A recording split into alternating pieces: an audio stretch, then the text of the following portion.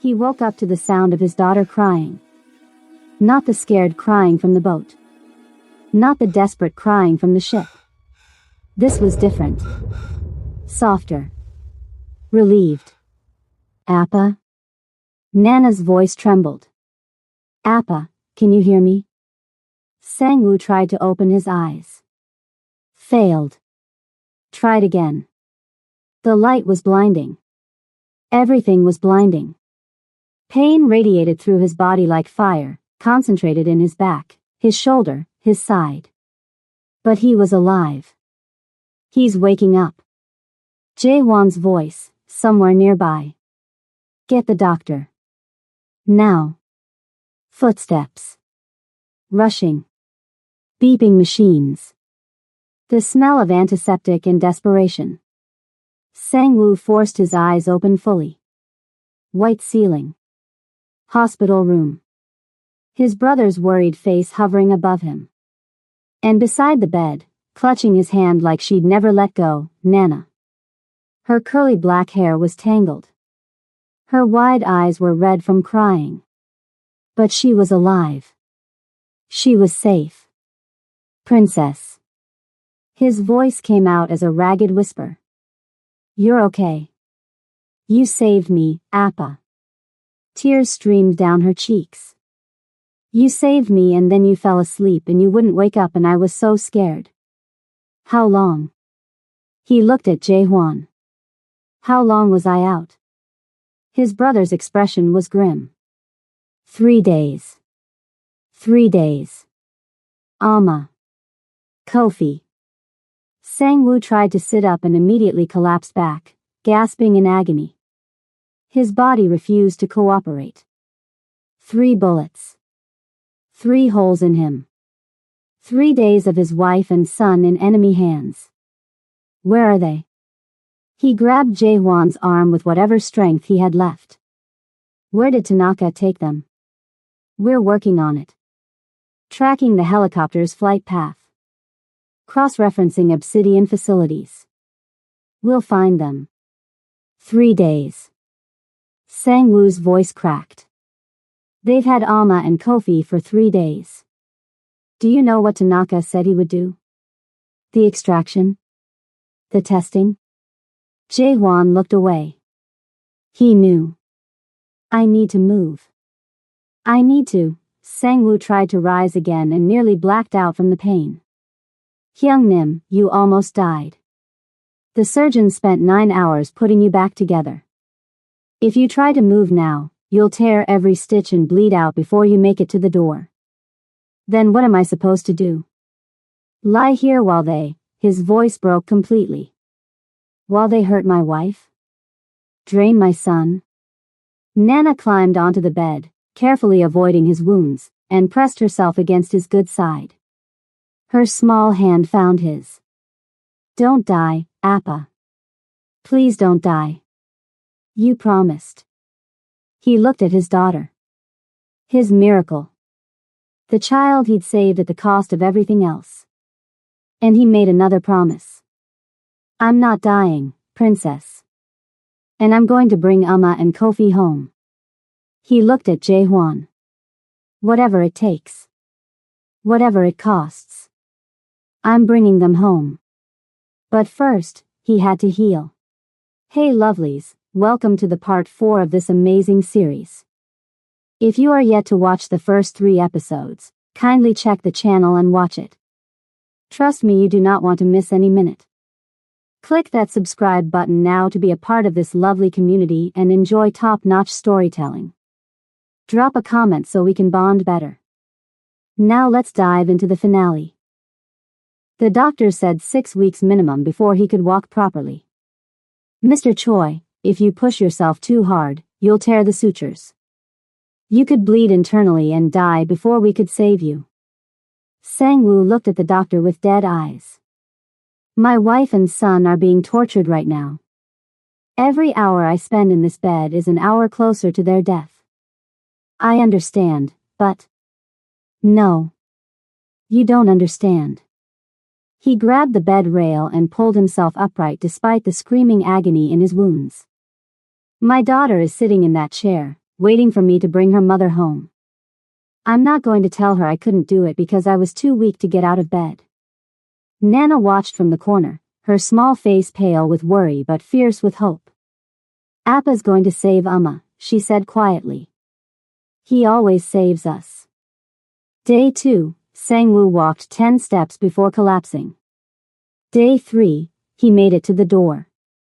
Day 4, he reached the end of the corridor. Each night, Jae-won came with updates that weren't good enough. Each night, Nana fell asleep holding his hand.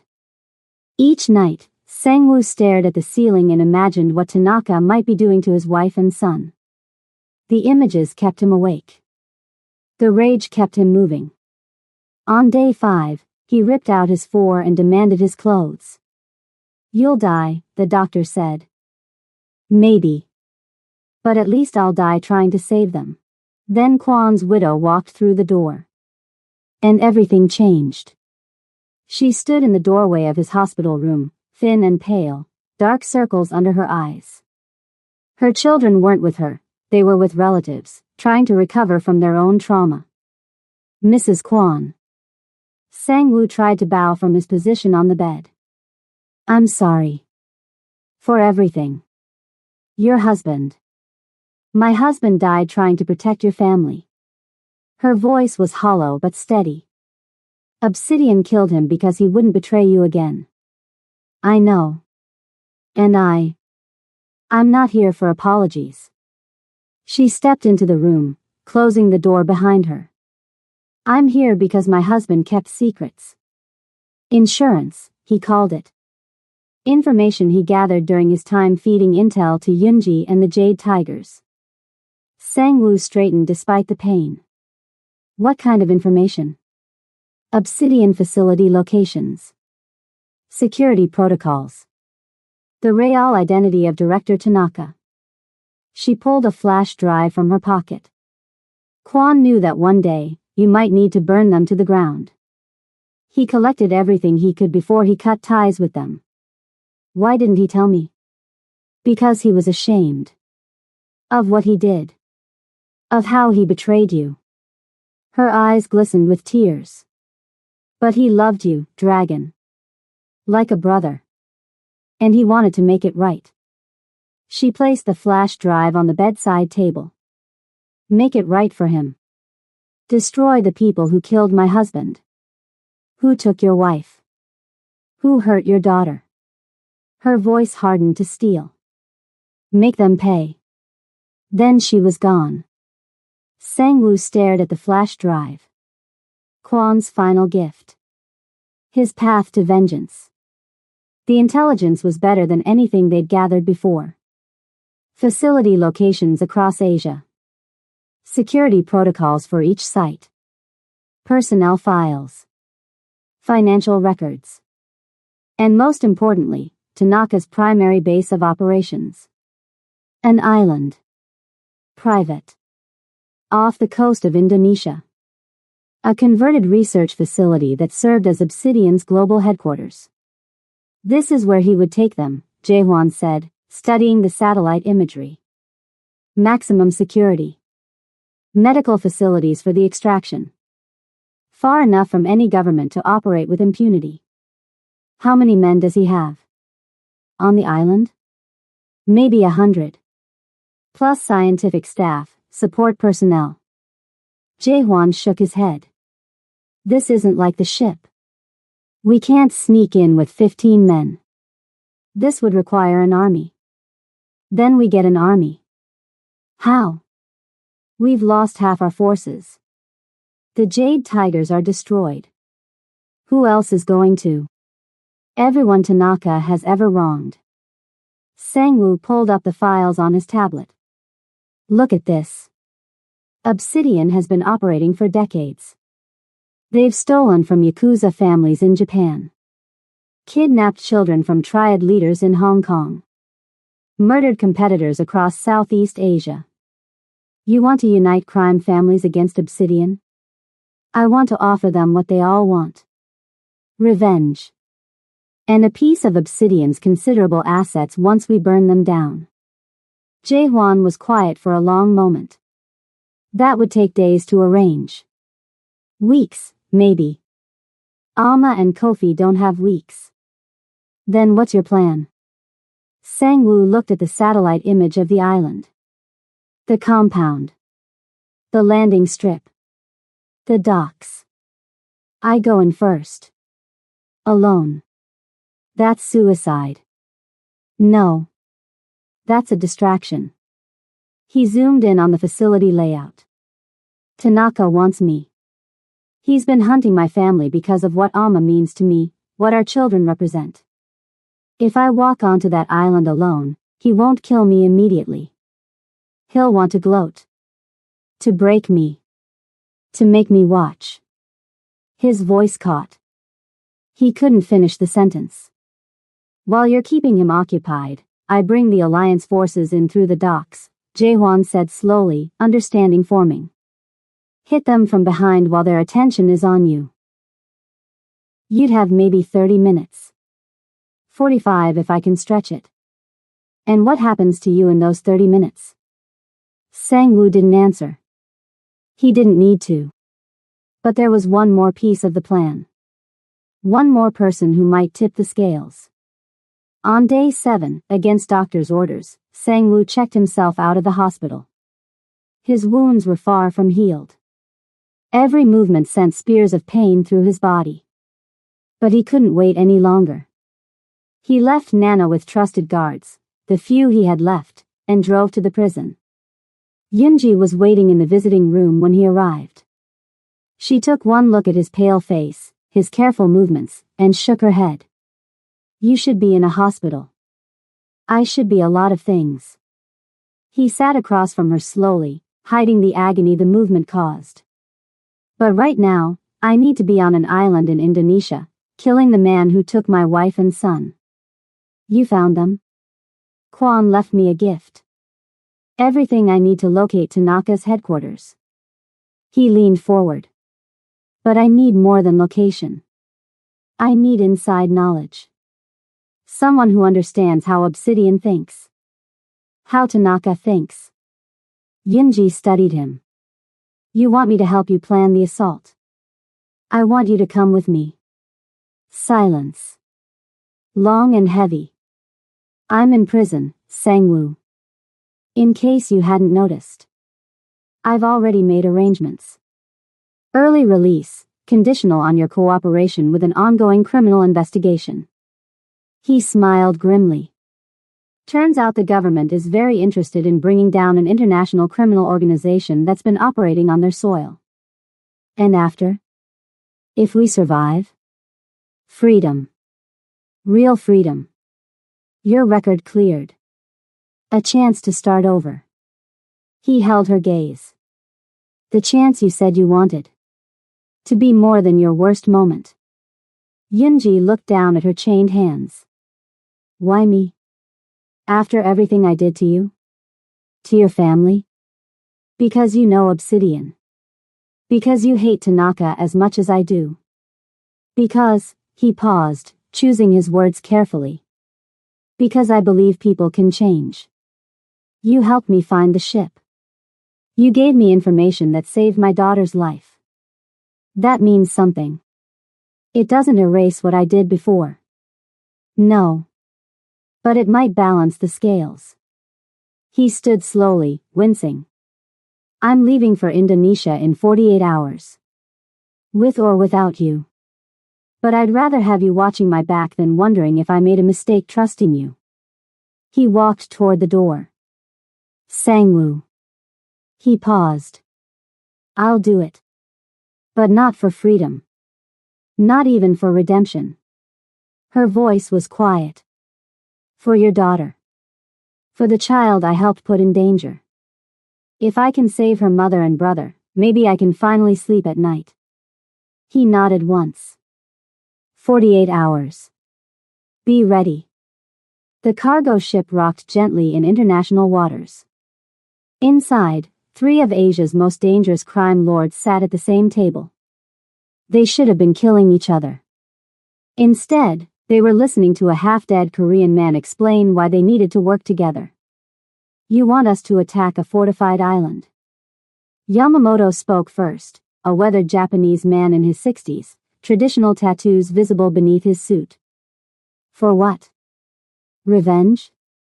For your daughter. Yamamoto's expression flickered.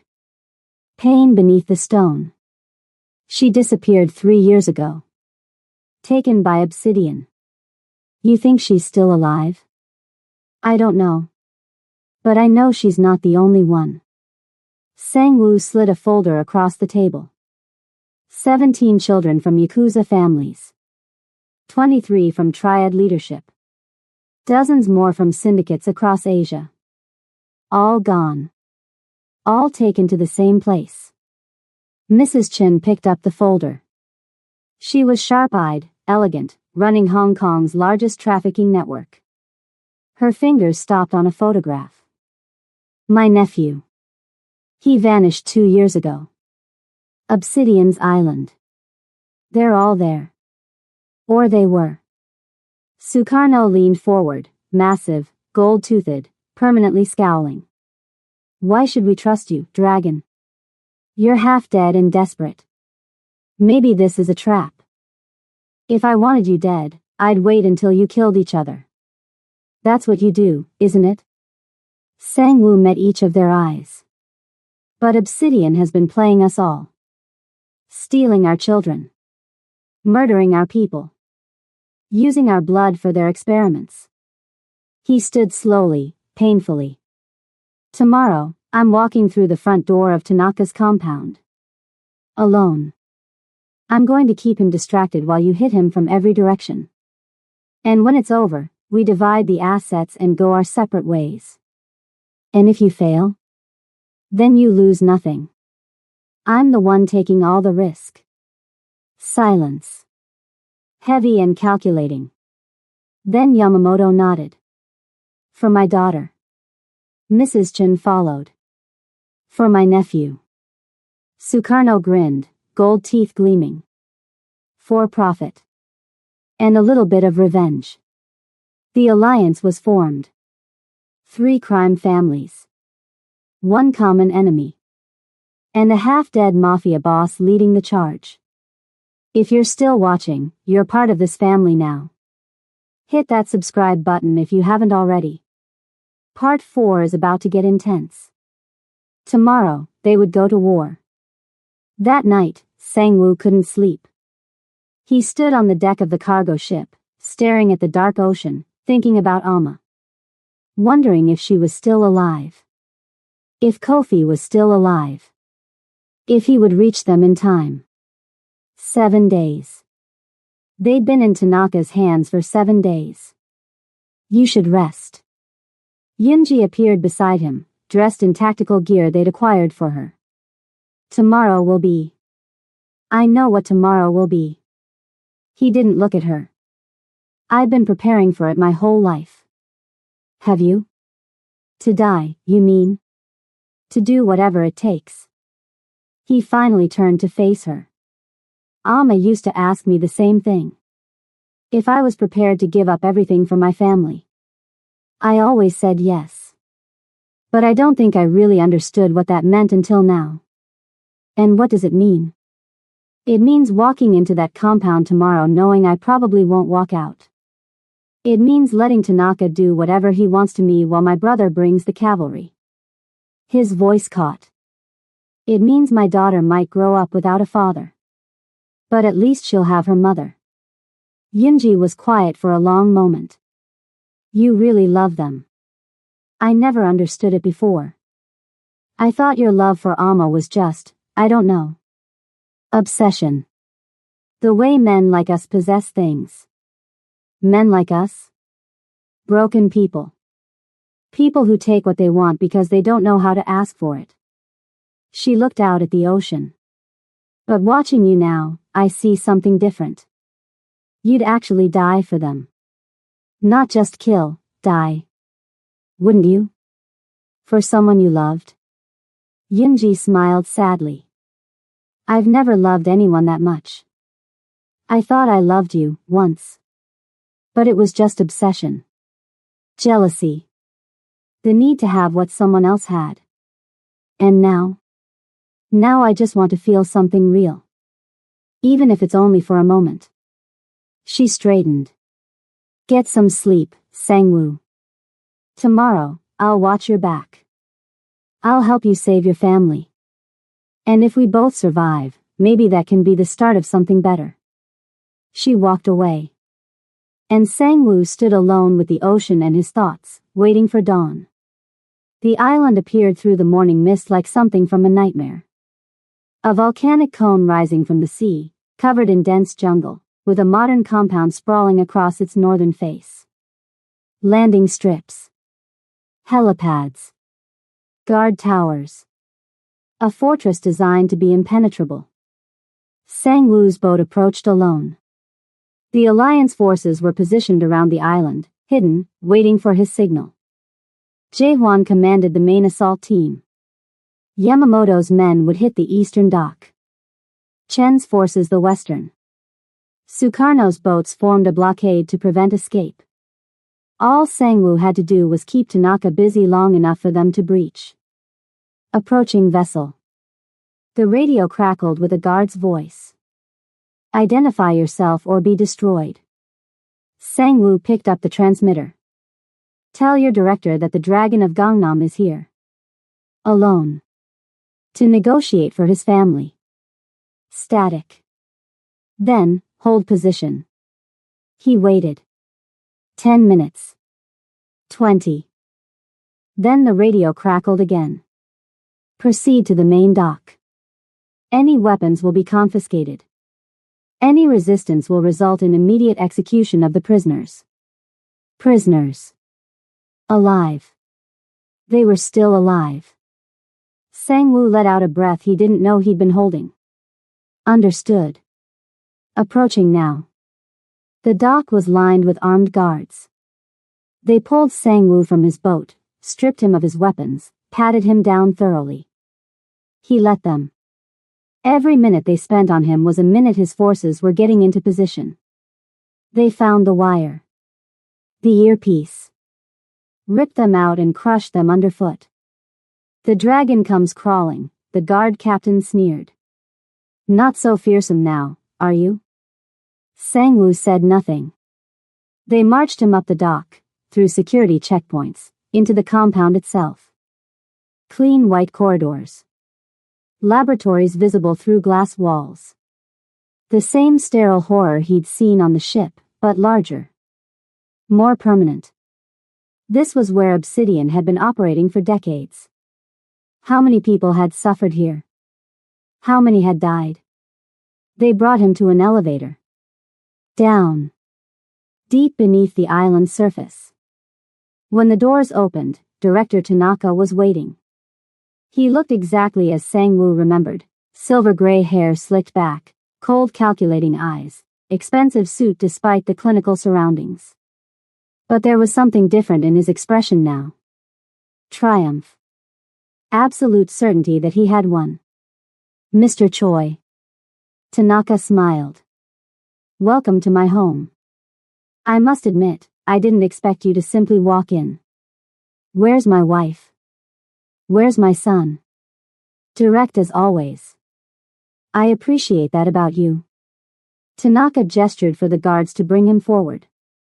They're alive. For now.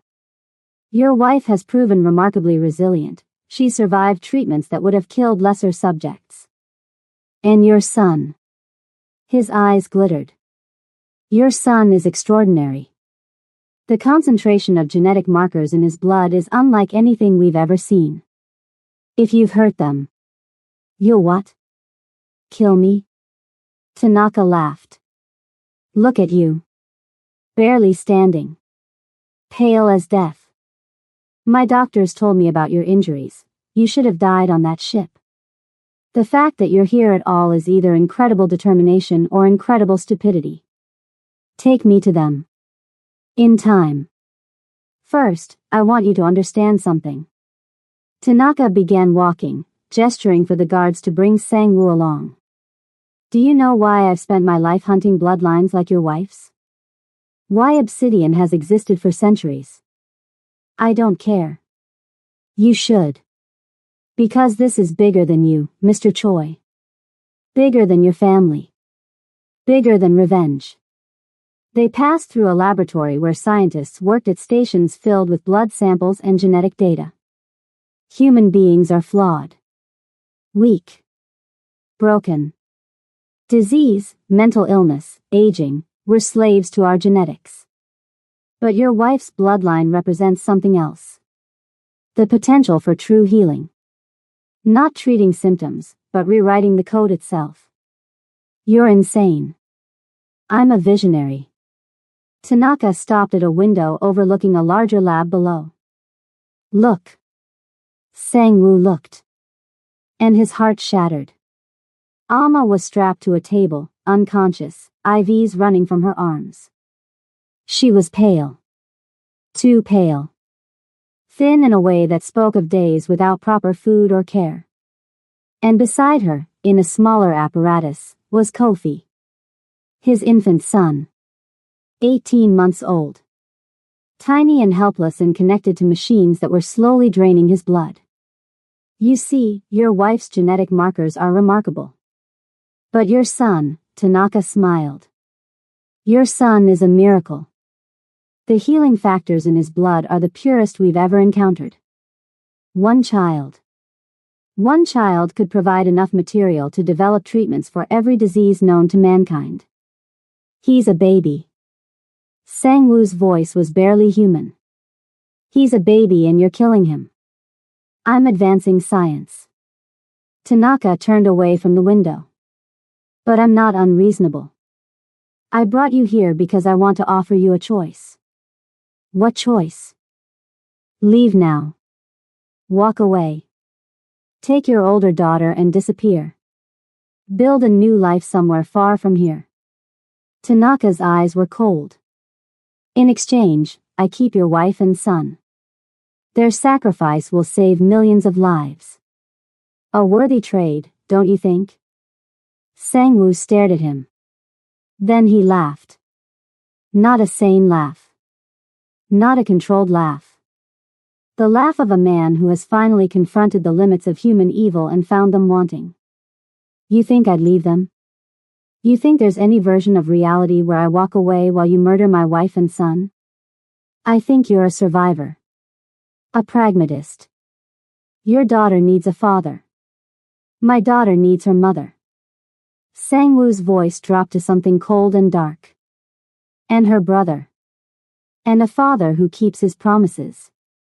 He glanced at the clock on the wall. 25 minutes since he docked. 5 more minutes. Here's what's going to happen, Tanaka. In 5 minutes, 3 crime families are going to hit this compound simultaneously. They're going to destroy everything you've built. Free everyone you've imprisoned. And then. He stepped closer, despite the guards' weapons trained on him. Then I'm going to kill you. Slowly. For every moment of pain you've caused my family. For every child you've tortured. For every life you've ruined. Tanaka's smile finally faded. You're bluffing. Am I? An explosion rocked the compound. Then another. Alarms began blaring. Red lights flashed throughout the corridor. Tanaka's eyes went wide. Sir. A guard pressed his earpiece. We're under attack. Multiple breach points. Eastern dock, western dock, the main gate. How many? Hundreds. Maybe more. We're being overrun. Tanaka turned to Sang-woo with something like respect mixing with his fury. You united them. The families we've wronged over the years. You actually brought them together. I told you. Sang-woo smiled, cold and lethal and absolutely unafraid. There's nothing I wouldn't sacrifice for my family. Kill him. The guards raised their weapons. Sang-woo moved. He shouldn't have been able to fight. 3 bullet wounds barely healed. 7 days out of the hospital. A body that screamed in agony with every motion. But the dragon of Gangnam hadn't built his empire through luck. He'd built it through violence. Through being faster, stronger, more brutal than anyone who stood against him. The first guard's gun was in his hand before the man knew he'd lost it. 2 shots. 2 bodies dropped. Tanaka ran. Sang-woo pursued. Through corridors filled with chaos. Past laboratories where scientists fled in panic. Over the bodies of guards who tried to stop him and failed. More guards ahead. He didn't slow down. Grabbed a fire extinguisher from the wall and hurled it at the cluster. Followed it with gunfire. Pushed through. He was bleeding. His stitches had torn. Every step was agony. He didn't stop. Tanaka ducked into a stairwell. Sang-woo followed. Up.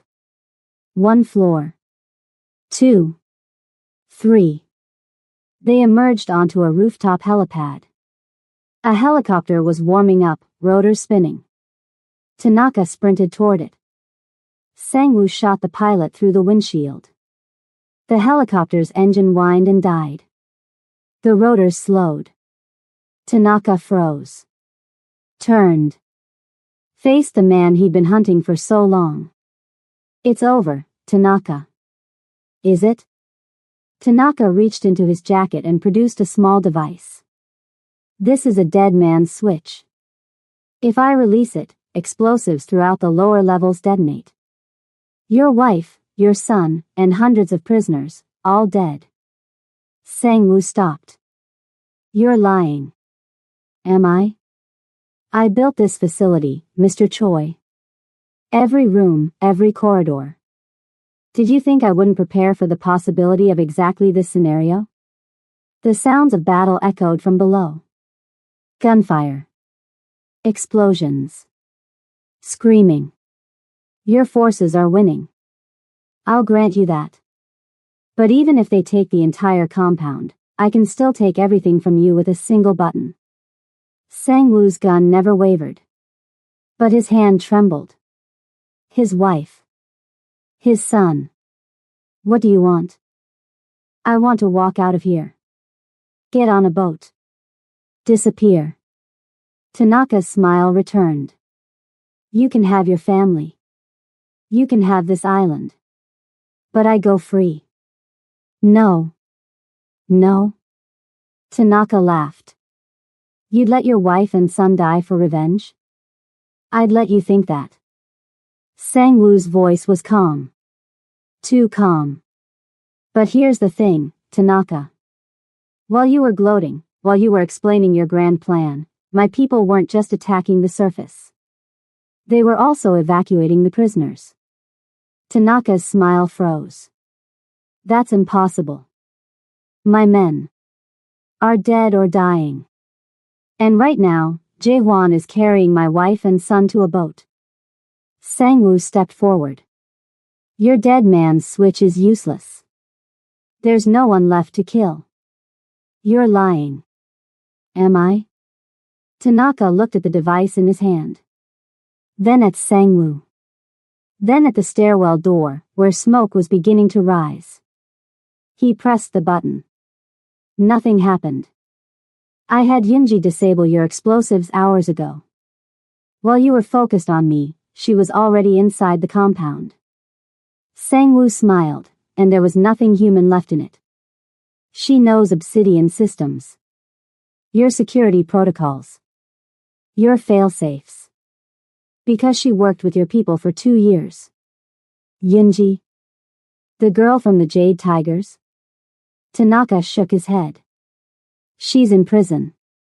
She was in prison. Past tense. Sang-woo raised his gun. Any last words? Tanaka dropped the useless device. You think you've won? You think destroying me ends this? He laughed, high and desperate and broken. Obsidian has existed for centuries. Kill me, and someone else will take my place. The research will continue. The hunt for bloodlines will continue. Your family will never be safe. Maybe not. Sang-woo lowered the gun slightly. But you won't be there to see it. This is the moment we've all been waiting for. 4 parts. 1 journey. And it all comes down to this. Before we continue, tell me in the comments, does Tanaka deserve what's coming? Let's finish this. He shot Tanaka in the knee. The director screamed and collapsed, clutching his shattered leg. Sang-woo walked toward him slowly. Each step deliberate. Each step a promise. That was for my daughter. For the terror you put her through. He shot the other knee. Tanaka screamed again, trying to crawl away, leaving a trail of blood across the helipad. That was for my wife. For the days she spent strapped to your table. He shot Tanaka's right hand. That was for my son. For every drop of blood your machines stole from him. He shot the left hand. Tanaka could no longer crawl. Could no longer move. He lay on the helipad, broken and bleeding, staring up at the man who had destroyed everything he'd built. Please. His voice was a whimper now. Please. I can give you money. Information. Power. Whatever you want. I want my family back. Sang-woo stood over him. I have them. There's nothing else you can offer me. He placed his foot on Tanaka's chest. Pressed down. Any last words? Tanaka's eyes were wide with terror. Real terror. The terror of a man who had spent his life causing pain and was finally understanding what it meant to receive it. You're a monster, he gasped. Just like me. We're the same. No. Sang-woo shook his head. You hurt people because you wanted something from them. Because you saw them as resources. Tools. Means to an end. He pressed the gun to Tanaka's forehead. I hurt people because they threaten what I love. There's a difference. He pulled the trigger. The silence that followed was deafening. Sang-woo stood over Tanaka's body, gun still raised, chest heaving. Blood dripped from his reopened wounds. His legs trembled with exhaustion. But it was over. Tanaka was dead. Obsidian was burning. And somewhere below, his family was waiting. He found them at the dock. Jae-hwan had gotten them out, just as planned. Alma was on a stretcher, conscious now, reaching for him with trembling hands. Medical teams were already working on her, replacing fluids, stabilizing her vitals. And Kofi. Sang-woo fell to his knees beside the small bundle in Yoonji's arms. His son. His baby boy. Pale and weak but breathing. Alive. He's stable, Yoonji said quietly. They hadn't finished the extraction. Another day, maybe 2, and she didn't finish. She didn't need to. Sang-woo took his son from her arms. Held him against his chest. Felt the tiny heartbeat against his own. Sang-woo. Alma's voice, weak but real. He moved to her side, Kofi still in his arms. Took her hand with his free one. I'm here. You're safe. Both of you. I knew you'd come. Tears streamed down her face. I told them. Every day, I told them my husband would come. Always. Until my last breath. The sound of running footsteps. Appa. He turned. Nana was sprinting down the dock, breaking away from the guards who'd brought her on Jae-hwan's orders. She crashed into him, wrapping her arms around his neck, sobbing. You did it. You saved them. You saved everyone. Not everyone. He looked at the burning compound. At the bodies being carried out. At the survivors being loaded onto boats. But enough. I saved enough. 3 days later, Alma opened her eyes in a Jakarta hospital. Sang-woo was there. He'd barely left her side. Barely slept. Barely eaten. His own wounds were infected, his body running on nothing but will. None of it mattered. Sang-woo? Her voice was a rasp. Barely audible. I'm here. He took her hand. You're safe. Kofi's safe. Tanaka's dead. It's over. Tears spilled down her cheeks. I thought you were dead. On the ship. When they took me, I saw you fall. It takes more than a few bullets to kill the dragon. My romantic mafia boss. She tried to laugh. Failed. Cried instead. The children? Nana's in the next room. She hasn't stopped asking about you. He paused. Kofi's being monitored. The doctors say he'll recover fully. They're amazed at how fast he's healing. The bloodline. Yes. The door opened. Nana rushed in, followed by a nurse carrying Kofi. Amma. Amma sobbed as her daughter climbed onto the bed, as her infant son was placed in her arms. For bodies tangled together on a hospital bed, crying and laughing and holding each other like they'd never let go. Sang-woo watched his family, whole, alive, together, and felt something crack open inside him. Not pain. Relief. They'd survived. All of them. Gonna welcome them like returning warriors. Amma's mother wept when she saw them. Her father held Sang-woo in an embrace that said more than words ever could. The entire village celebrated for 3 days, drums and dancing and food that reminded Amma of everything she'd almost lost. You're really staying? Her mother asked one evening, watching Nana play with her cousins in the fading light. For now. Maybe forever. Amma leaned against her mother's shoulder. Seoul doesn't feel like home anymore. Too many memories. Too much pain. And your husband? The dragon can live in a village? Amma looked across the compound where Sang-woo was attempting to learn traditional dance from her father. He was terrible at it, stiff and awkward, completely off rhythm. But he was laughing. Actually laughing. She couldn't remember the last time she'd seen him laugh like that. He's not the dragon anymore, Mama. He's just a man who loves his family. That's all he ever was. Her mother smiled.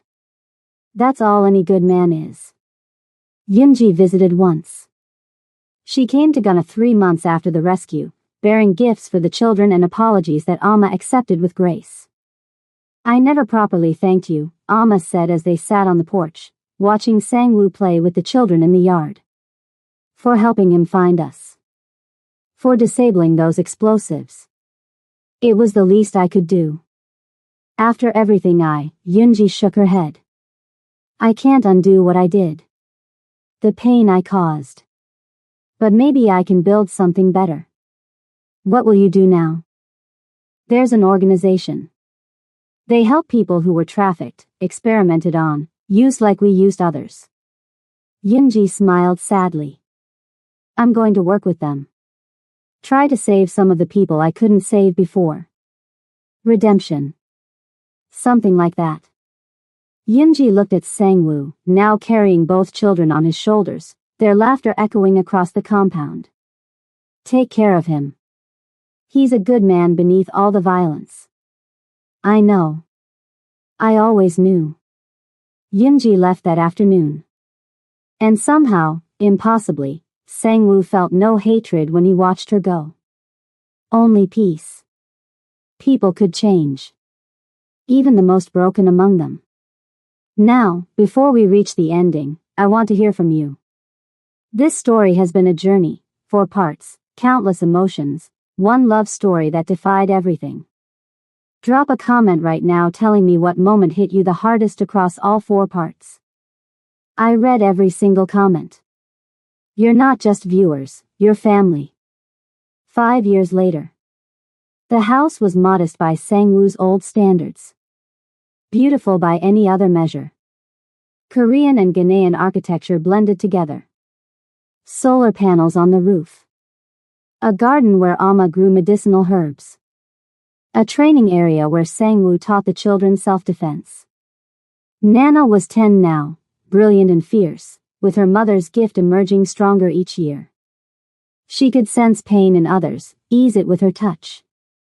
Kofi was 6, intense and quiet, with a gift even more powerful. He could heal wounds just by touching them. Doctors who examined him were baffled. He's special, they said. Perhaps the most special person we've ever encountered. One evening, Kofi tugged at Sangwoo's hand at bedtime. Tell me again, Appa. About the dragon who saved the princess. Sangwoo glanced at the doorway where Amma stood, listening. Once upon a time, there was a dragon who everyone thought was a monster. But he was really just sick. And one day, a princess arrived from a faraway land who could heal things that couldn't be healed. Did she fix him? She did more than fix him. She loved him. Even when he was scary. Even when he was broken. And they lived happily ever after. Sangwoo kissed his son's forehead. They had to fight for it. But yes. Happily ever after. Later that night, Amma found him on the porch, watching stars. I never thought I'd have this, he said quietly. Have what? Peace. Real peace. Not the calm before the next storm. Just quiet. She slipped her hand into his. You earned it. We both did. He turned to face her. Even after 10 years, she still took his breath away. Her goddess lock streaked with a few strands of gray. Her eyes still warm, still fierce, still seeing through every wall he'd ever built. I love you, Amma. More than I ever thought I could love anything. I love you too. She kissed him softly. My healed Mafia boss. Just a man now. A husband. A father. Same thing. They stood together as the stars wheeled overhead, two people who had fought through hell and emerged holding hands. That night, after the house was quiet and the children were dreaming, they lay together in their bedroom. The sounds of Africa surrounded them. Insects singing. Distant drums from a neighboring village. Wind through ancient trees. Do you ever regret it? Amma asked, her head on his chest, fingers tracing the dragon tattoos she'd memorized years ago. Any of it? Not for a second. He pulled her closer. Every broken moment led me to you. Every curse. Every enemy. Every scar. It all led here. To a village in Ghana. To you. The location doesn't matter. You're my home. You've always been my home. She propped herself up, looking down at him in the moonlight. When I walked into your hospital room all those years ago, I had no idea what I was getting into. A mafia boss with a curse. A man who couldn't feel satisfied no matter how many women he had. And now? Now you're satisfied with just me. She smiled. That's quite the transformation. You're not just one woman. You're everything. You always were. He pulled her down for a kiss. Soft at first. Then deeper. Then with the passion of two people who had survived the impossible and still wanted each other just as desperately as the first night. They made love slowly, reverently. Every touch a prayer. Every whisper a promise. And when they finally lay still, tangled together, heartbeats slowly returning to normal, Sangwoo felt something he'd spent his whole life searching for. Peace. Real, lasting, unshakable peace. Thank you, he whispered. For what? For walking into my hospital room. For seeing past the monster. For giving me a family. His voice caught. For giving me a life worth living. Amma smiled in the darkness. Thank you for fighting for us. Every time. No matter the cost. Always. Until my last breath. And beyond? He kissed her forehead. And beyond? The dragon of Gangnam was gone. In his place was something better. A husband. A father. A man at peace. And that was everything. The end. From the bottom of my heart, thank you. Thank you for following Sangwoo and Ama's journey from that first hospital room to this peaceful African night. 4 parts. Tens of thousands of words. Countless hours of tears and laughter and edge of your seat by drama. And I couldn't have finished it without you. This story was a labor of love. Every twist. Every emotional beat. Every moment was crafted for you, the ones who stuck with this series from the very beginning. So now I need to hear from you one last time. Drop a comment right now and tell me. What was your favorite moment from the entire series? What scene made you cry the hardest? What moment had you screaming at your screen? Are you satisfied with how it ended? I read every comment. I see every like. And it means the world.